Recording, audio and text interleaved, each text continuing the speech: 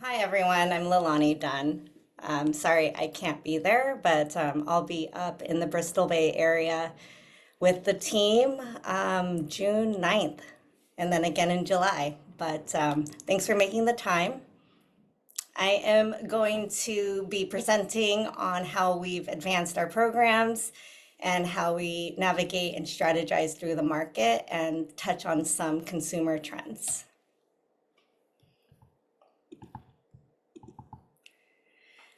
The BBRSDA is not just a long acronym. We are one of two of the RSDAs currently in Alaska. We both RSDAs share in the mission to maximize value for our fishermen members. And our four programs are marketing, quality, sustainability, and fleet outreach and representation. And today you'll notice pretty quickly that a lot of these programs overlap with one another, ranging from customer and consumer preferences, quality at the point of harvest and in the market, and sustainability in our marketing, messaging, etc. There are 7 fishermen board members. 3 are Alaska residents, 3 seats are out of state, and 1 is an open seat. We actually currently have 5 Alaska residents and 2 out of state board reps. I think there are 3 of them there in person right now, or at least we're planning to be. And our internal team, we all work remote. A lot of people I talk to are always surprised when I tell them how many people are on our team. Like our program activities, we all very much work together, and there is no task too big or too small that any of us isn't willing to roll our sleeves up and put our best forward to do. This team has strong work ethic, really good, clear communicators, as we have to be as we're remote, and little to no ego. And I consider myself extremely fortunate to get to work alongside Becky, Francis, and Aubrey. And Francis and Aubrey are on the line as well. Before I dive into our program's work, I grabbed this chart, which was produced to us by McKinley Research for our spring market update. Don't worry, I won't go all the way back to 2010, but I'd be remiss if I didn't give some sort of visual that shows what happened after the 22 record-breaking harvests, leading us to where we are today. As most of you know, but it's always good to refresh ourselves, that harvest was about 60 million fish, and that is about 225 million pounds. And before the season was over, we knew right away that we would have to help with sales velocity and fear of huge carryover, which could have been detrimental to the markets and, most importantly, our members. So what did we do at the end of 2022 and 2023? We put a huge emphasis on consumer and media outreach. This included print and digital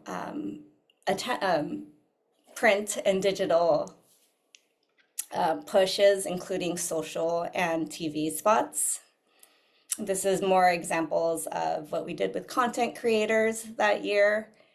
We also introduced a second location for our Salmon Week efforts.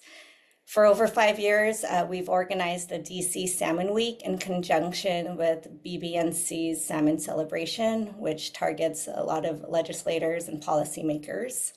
And over the years, Salmon Weeks have elevated to more than just restaurant partners, but include trainings.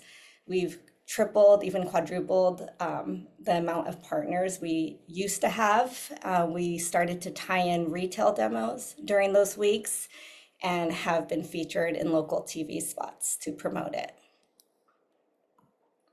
We also partnered up with BB&C, and we have a food venue at the Climate Pledge Arena that hosts over 4 million visitors a year.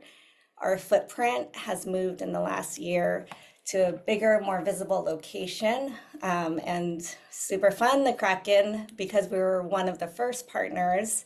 They do a salmon toss after every home game, and this upcoming season, we're really excited to welcome Wild Alaskan Company. They're a very successful direct-to-consumer subscription-based brand. And the Kraken actually will be up in Dillingham at the end of this season with BBNC, with coaches, players, and of course their mascot, Bowie. After the 2023 harvest, our assessment decreased heavily. With the direction of our board and strong input from staff, we realized we had to work smarter and harder in hopes to not lose the momentum we created for both our organization and brand from the 2022-2023 push. And that we did. So since then, we've really increased our retail promotions. You could see between 2019 and 2020, when we had the pandemic, we went from 800 stores to over 2,000. But just after 2023, we shot up from about 7,000 to 13,000 plus. And to date, we have done promotions with just over 3,000 stores. We're anticipating this increasing once there is sockeye back in the market. Our goal for our marketing retail program was to increase the size and scope of our retail partnerships. And like I mentioned, we're in over 3,500 stores in the US and Canada for product forms fresh, refresh, frozen, and value added. This triples from 2023. Year to year, our goal is also to increase in stores promoting the Bristol Bay sockeye salmon brand. And we have over 44 different retail chain promotions, which is a 57% increase from 2023. And I do want to point out that 26 of these promotions were unfunded, which is a 1,200% increase. And this is really highlighting the fact that our brand has matured, that these retail partners are seeing an increased sales lift, and it really pushes and highlights that our marketing assets do help promote our sockeye in store.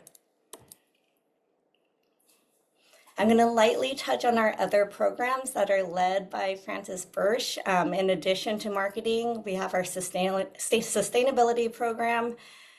Even with our limited budget, we continue to put effort and funding towards pebble mine opposition, the Port Molar fishery, test fishery, as well as reviewing different sustainability proposals that come to our board.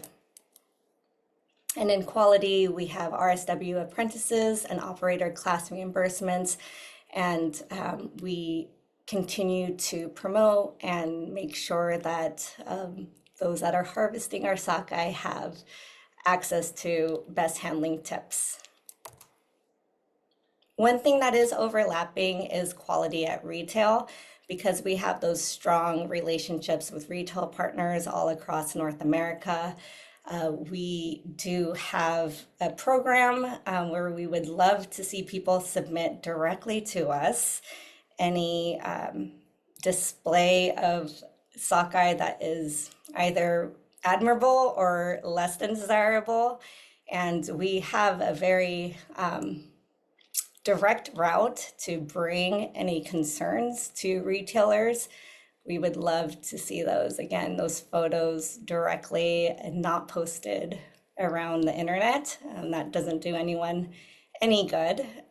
One program we did earmark some budget for is promoting Skin Pack. And, Costco does it. They do it really well. It makes the sockeye look great. Unfortunately, with the short supply this year, a lot of our retail partners stuck with what they've tried and tested, but we're hoping that after 2025, with more inventory, that those that were kind of on the fence on whether or not to adopt the Skin Pack product form might be able to try it out, since it is so successful at stores that are doing Skin Packs. For the sake of time, I pulled this slide to capture visuals of some of our highlights from 2024 that I've already mentioned.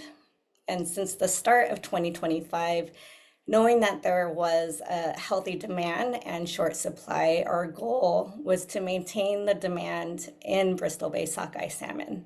And very much like the 2024 harvest, stretch it out until this upcoming season. So keeping key messaging about the origin, our fishing families, collaborating with Copper Rivers RSDA to train retailers and educate consumers via social, being at the ready to help support the opposition of Pebble Mine, and running global trade ads and promotions at appropriate global markets.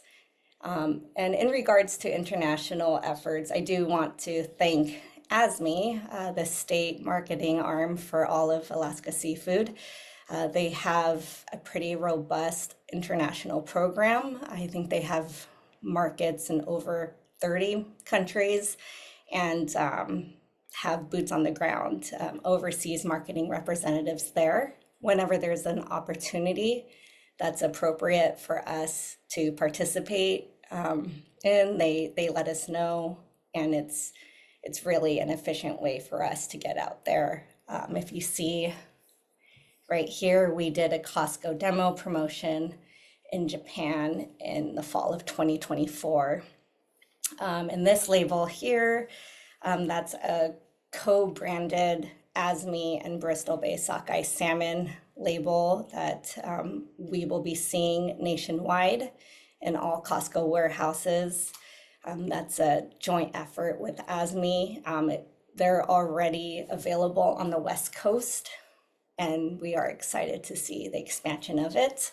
And as I mentioned, our collaboration with Copper Rivers RSDA, these are some screen grabs of how we told the story of both regions and what differentiates us from other salmon that consumers see on the market, and highlighting some of our overlapping missions, but also what differentiates our two fisheries.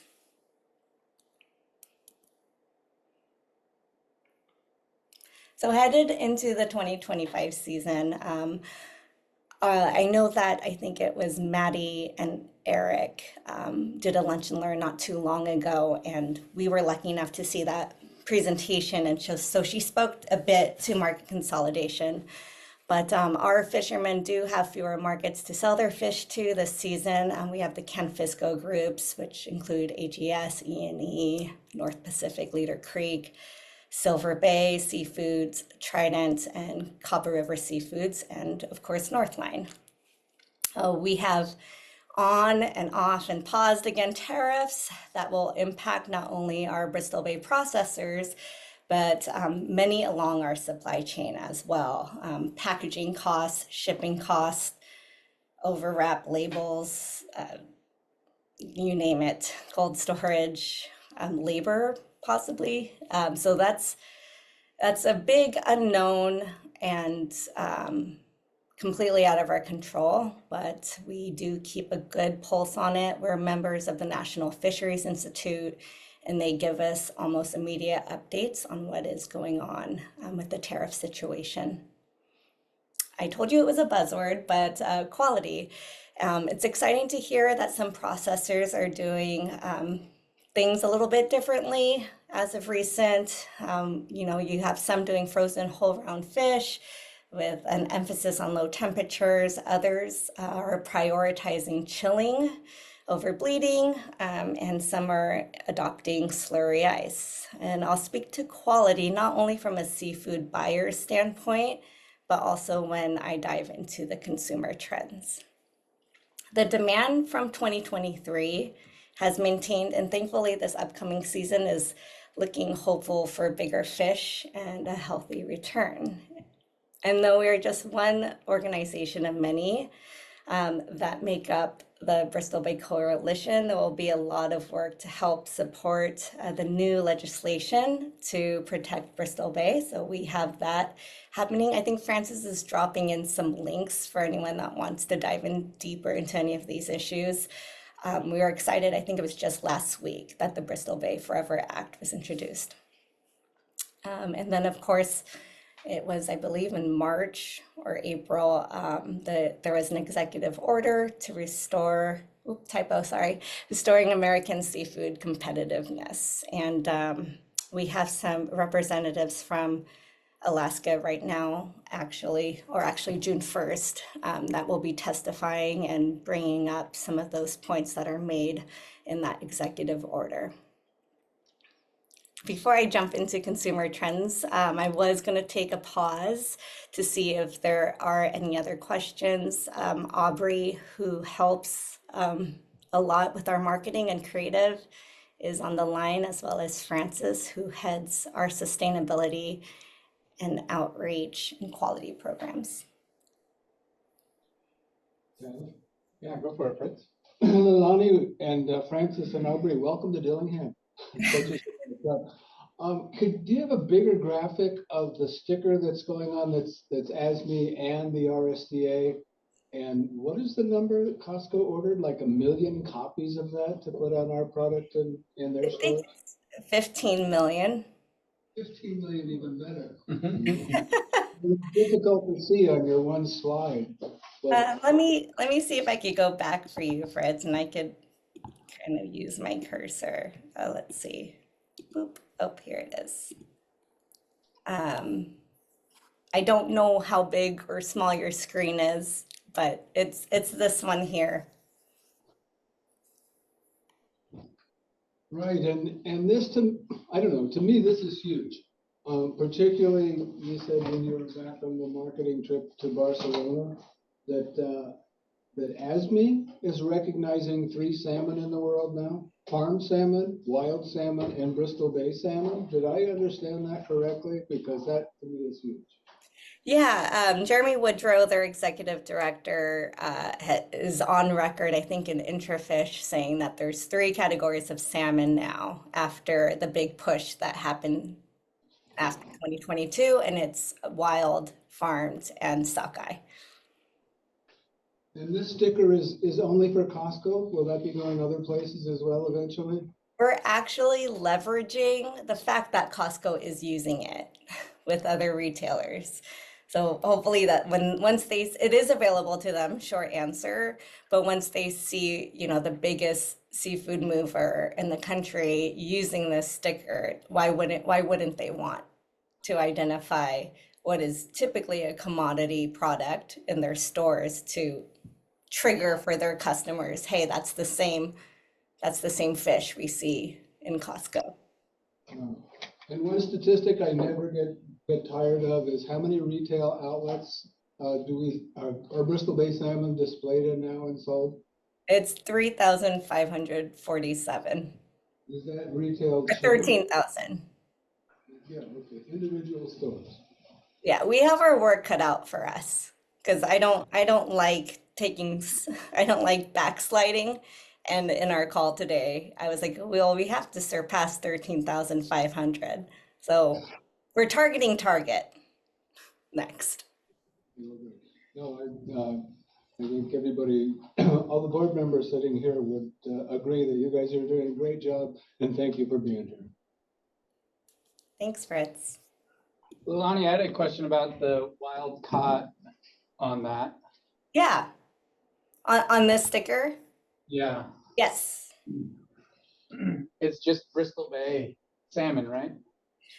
Yeah, well, thanks to Mother Nature, there might be other regions from Alaska that are in the mix there, but as long as it's 75% coming from Bristol Bay, we are putting it on there.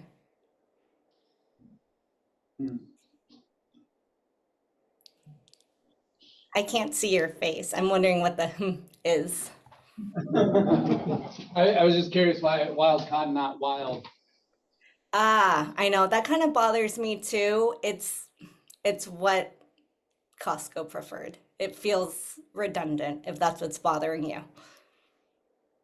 Yeah, I guess it is. Yeah. Okay, thank you. I've had great conversation with friends about when people say wild caught. Can I make a comment about that sticker? Sure. Yeah. It's huge. this is a huge transition from 4 or 5 years ago, when the processors in ASME didn't want to ever differentiate Bristol Bay from sockeye at all. This is a huge tipping point for Bristol Bay in terms of getting our label out there. And I know we have short memory. This news cycle is short, but 4 or 5 years ago, it was like trying to pull teeth to get anybody to differentiate or put a Bristol Bay label on a sockeye product. So it just shows that they've been working really hard, making huge inroads. So I do think that's fantastic and huge. I also think that wild caught might mean something different for Southeast versus wild Bristol Bay. yep. There's no hatchery. Yeah. So I think, yeah, if we were able to showcase that more, I think that would be a huge draw for people once more information and education is got out about the difference between the two. Absolutely.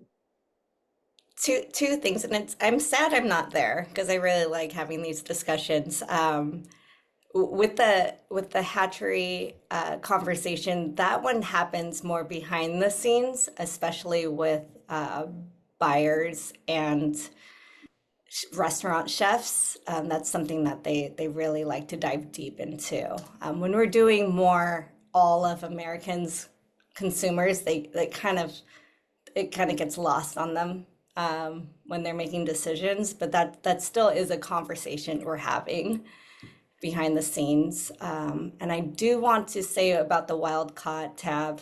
Aubrey let me know, and she's a very good sleuth of other proteins on the market, but farmed salmon companies are starting to say wild raised or wildly farmed, or they're using our adjective basically.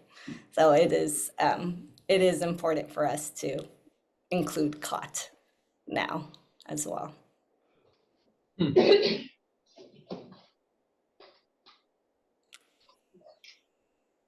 Are there any other questions before I get into the consumer? I think you're good. Okay, this is just a quick cheat sheet for everyone because I live in the world of generations and I talk about Gen X, millennials, Gen Zs, and Gen Alphas all the time. Not everyone knows where they fall. I actually don't agree with this breakdown because I consider myself a Gen Xer, but according to this, I'm a millennial. Anyway, so just for your reference, if you need me to go back to it, let me know, but I'm going to geek out now.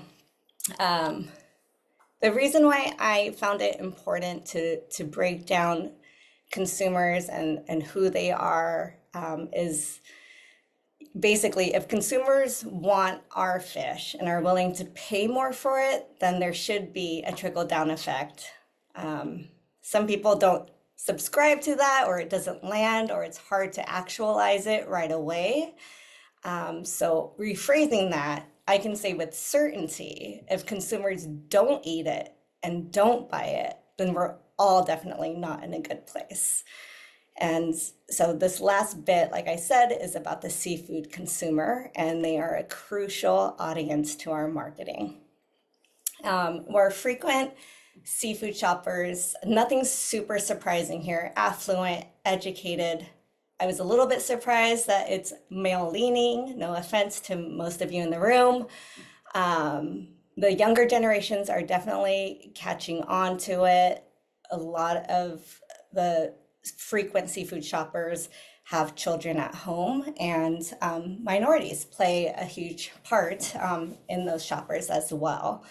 They tend to spend more per week on groceries, 225 versus non-seafood consumers who are at 158 per week. They shop more frequently, and they do shop online. And I later in this presentation, I touch a bit on online shopping for seafood. Though a majority of the seafood consumers do purchase their seafood at their primary store, there are still 38% of them who don't and shop elsewhere.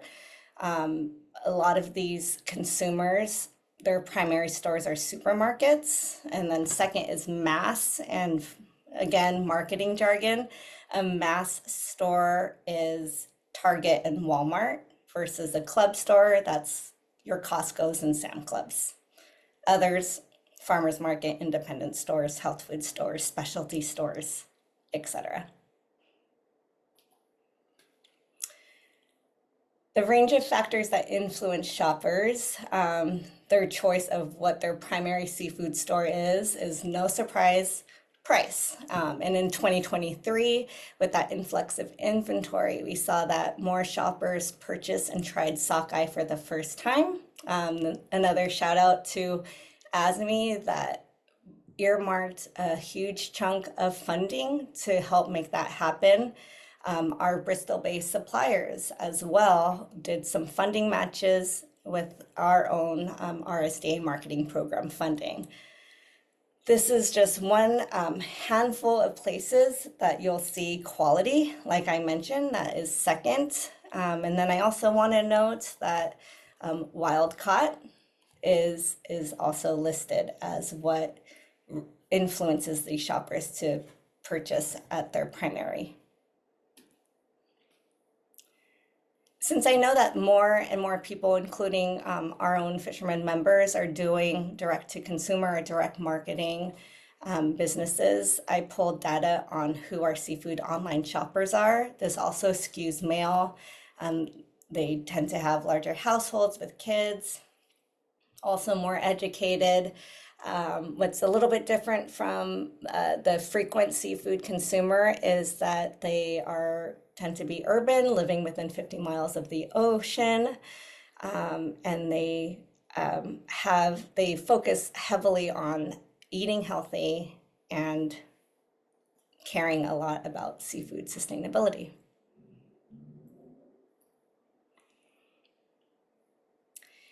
And you'll see here other factors when shopping for seafood. Quality is number one, followed by taste and price. And I should note that product quality is different from product appearance. Appearance is more about how it's displayed and merchandised at the store. And if you recall, that's part of our RSDA's quality program and keeping an open communication with our retail partners on any feedback we're receiving at the store level.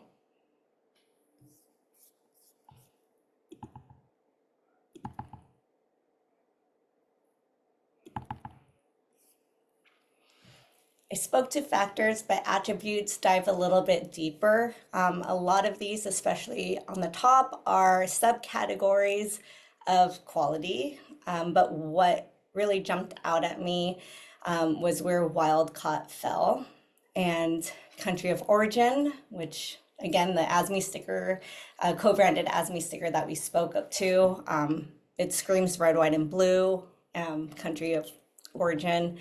And it was really great to see that knowing the story of fishermen made this attributes list. And this is huge. This is our big differentiator for our brand. And it's very much a lever that we continue to pull to differentiate us. We launched our Bristol Bay Family to Yours campaign last year, and we're going to continue it again this season. So a silver lining to the pandemic is definitely that Americans are eating seafood at home more than they had before the pandemic. Another thing to point out that's probably due to our COVID time is that there's a lot of takeaway of seafood that's happening from restaurants.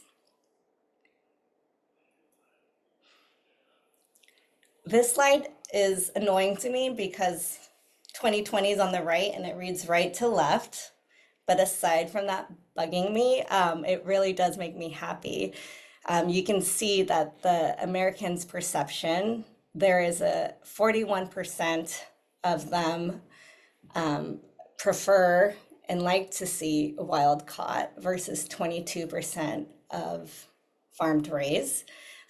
We have, of course, the balance of about 37% having no preference at all.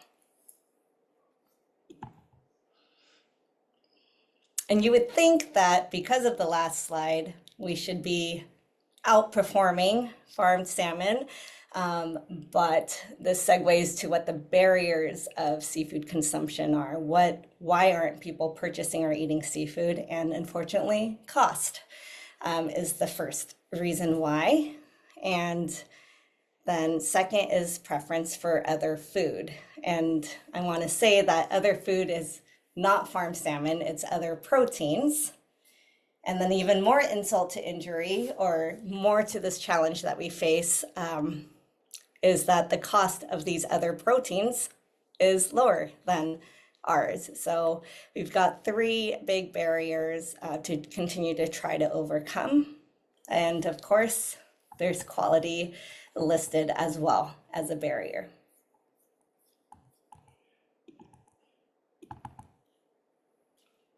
I'm not big on just pointing out negative things. I like to think of ways that we can overcome these barriers.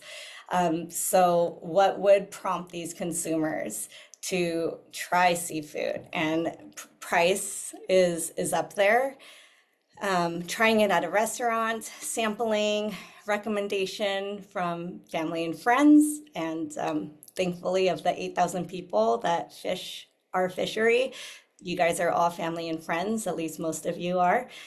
And everything else listed here on overcoming these barriers, we are already doing, ASME's already doing, Copper River's already doing. It's basically everything except the money back guarantee. I thought this was an interesting one, but it's probably something that we as an organization can't do, or at least not alone. But it was interesting to see it listed. It just shows that consumers want a little bit of the risk taken out to try something that is a little bit more expensive than what they're used to. Another ace in our pocket are nutritional benefits. And this is a way, and it's that we can get non-seafood consumers to try seafood. And all of these health benefits listed here, we can check off our list, which is great. And the BBRSDA, continue to promote our nutritional benefits of sockeye. And because the tides are shifting as they do, I just wanted to have a little slide on who Gen Z is. The buying power is quickly shifting away from Gen X and millennials to this generation. They're a lot like us, but not really.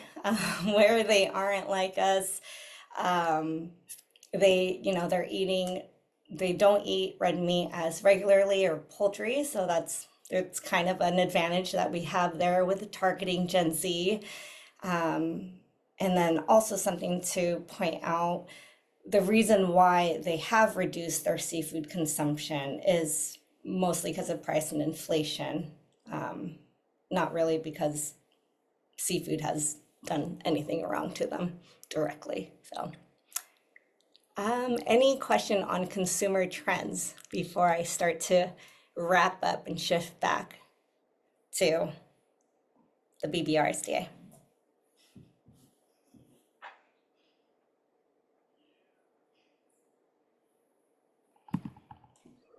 This data isn't available to everyone, is it? This is specific to you guys? Okay. Yeah, it's presented every year through the Food Marketing Institute. And it's a 96-page report.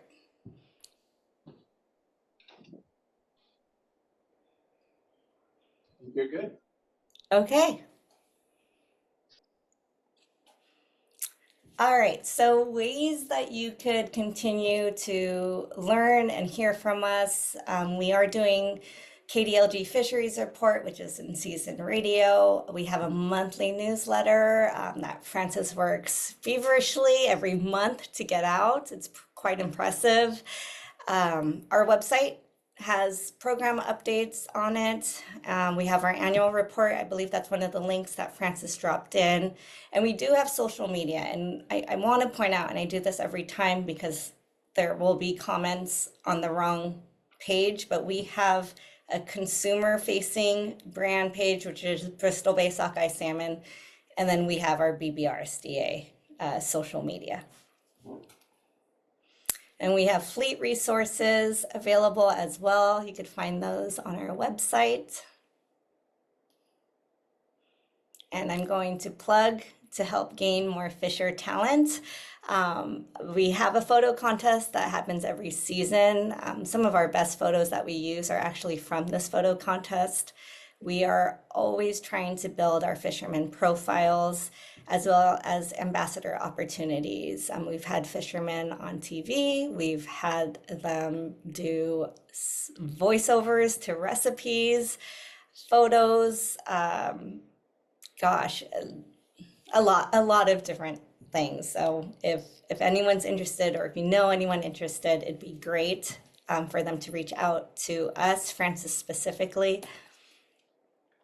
And one more shameless plug, we do have our election this fall, and we would love to see more participation in the election process. There's, I think, 1,700 or close to 1,700 permits.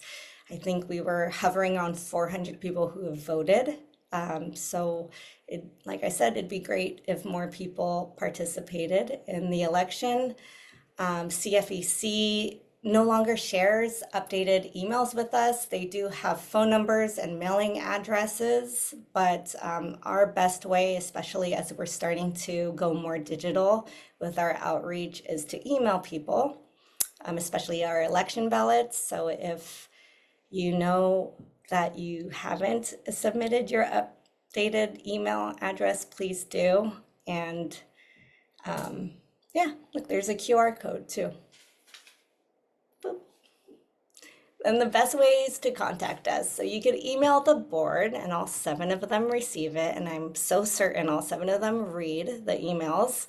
Our proposals, I mentioned proposals specifically to our sustainability program, but we accept proposals for all programs or really anything that is in alignment with our mission.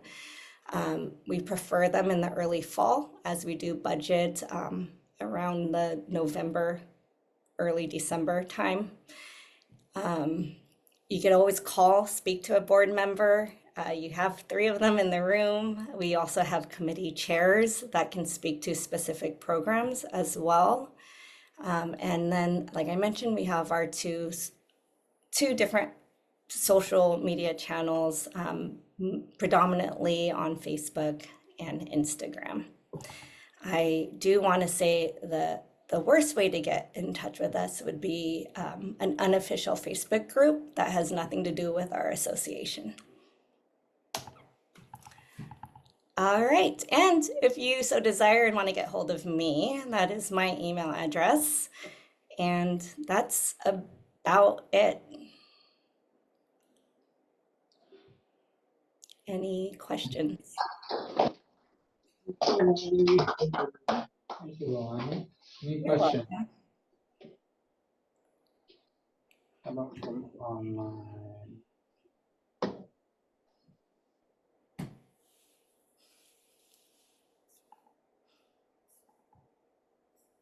Well, just to rehash the wild versus wild caught, is there a reason that you don't want to do more advertising specifically about wholly wild or fully wild or completely wild or remaining wild or something versus wild caught? I feel like that's a big reason that I came back and started commercial fishing again, because of the untouched nature of Bristol Bay. And Yeah, I could easily answer that, and I don't think you'll fully like my response tab. Like I said, we do have those conversations behind the curtain, not as upfront as some of our other messaging. We try not to do that because we don't want to take away from other Alaska seafood species that aren't as wild as our Bristol Bay one. And that's because ASME promotes all of Alaska Bristol Bay. If it was our promotion specifically, yeah, we can emphasize, but when we work with ASME, it has to be a more neutral stance. And ASME pays for half of those stickers, so, yeah. But we do slide it in there, I promise. It's one of my favorite things to say.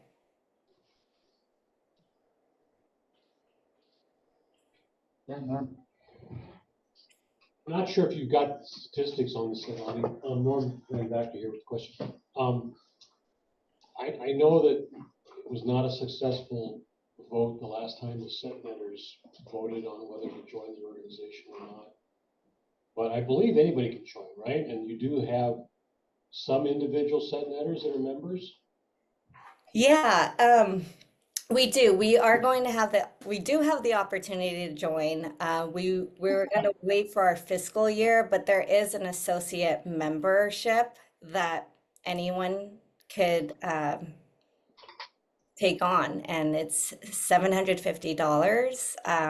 I thought it was a little bit tone deaf to promote that before the season, and was going to do a more vocal push for that closer to the fall. But you are correct.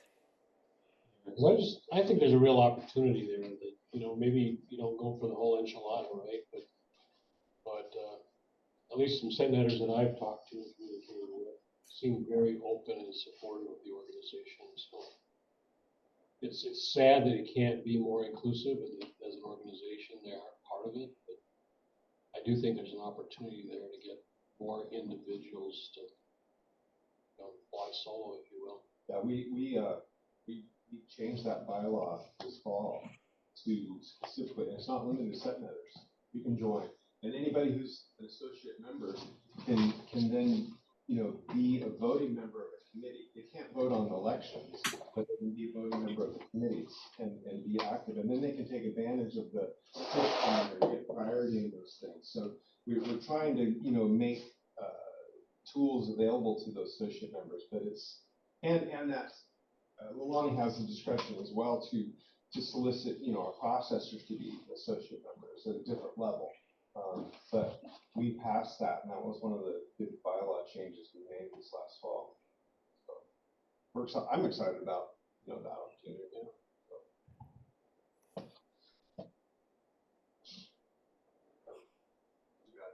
We missed about like 11 votes, 17 votes. When would be the opportunity? Is that something that can be people have the energy to revisit every year, or how does? I can answer it. Yeah, Can you hear Lilani? I think what I heard, I'm just piecemealing it. Was it how often can we do a vote to include set netters? Yeah. Right. It was a 3-year endeavor and expensive. And on our part, I think it was in excess of $50,000 that we spent to get that, and it was a 3-year effort. And so how often do we want to revisit that? We got to kind of reset, and I hope that it's revisited sometime in the future, but it'll take some initiative from the SecNet community. And the vote failed by 19 votes. Yeah, terribly